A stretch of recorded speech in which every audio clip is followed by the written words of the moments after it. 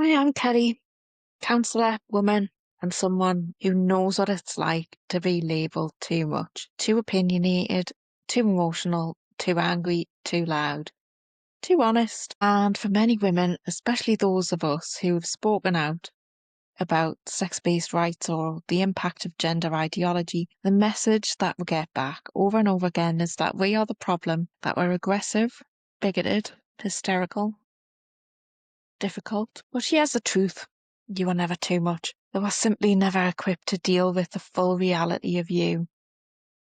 Let's be honest, being a woman who speaks clearly about her boundaries, her values and her rights is still controversial.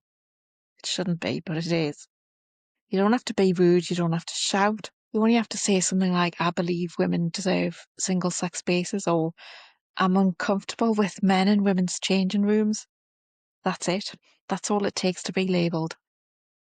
You'll be called a TERF, a bigot, or worse, and not just by strangers. Sometimes it's by your friends or by colleagues, by people you trusted. And if you don't sit quietly and take it, if you defend yourself or ask questions and say no, then that's when it starts. You'll be bullied, harassed, you might even be cancelled, and then they'll tell you that you brought it on yourself. And what I want you to know, and what I say to my clients again and again, is this. When someone responds to your boundaries with rage, they're revealing their own limitations. When someone can't tolerate your truth, it doesn't mean your truth is wrong. It means they're uncomfortable. We're socialised, especially as women, to twist ourselves in knots just to keep the peace, to apologise for being clear, to soften our anger, to make our pain more palatable.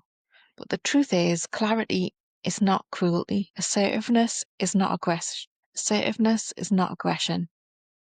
And speaking the truth, especially when it's unpopular, is not hate speech. If you've been told you're too much, I invite you to pause and ask for who. Too much for someone who benefits from your silence. Too much for someone who can't tolerate accountability. Too much for someone who has never learned to self-reflect. And let's talk about the elephant in the room. Because for many women, the breaking point, the moment we're labelled and punished, was when we started to ask questions about gender identity. Because we hate anyone, because we want to harm trans people, but because we recognised that our rights, our safety, and our language were being eroded. We asked, why are male rapists placed in women's prisons? Why can't we say women anymore? Why can't we say woman anymore in healthcare settings? And why are girls' sports being taken over by boys who identify as girls?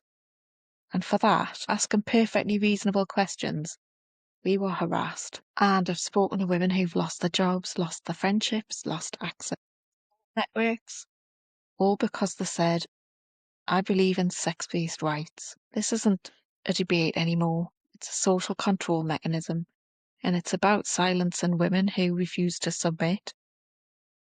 So how do you survive? Well, you start by knowing that their inability to hear you is not a sign that you should stop speaking. It's a sign of how necessary your voice is.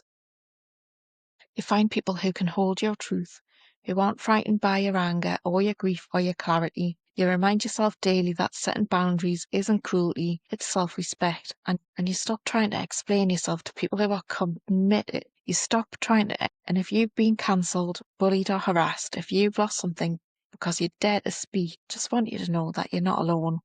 It's a growing sisterhood of women who've been through it. We've been burnt at the stake metaphorically and we're still standing.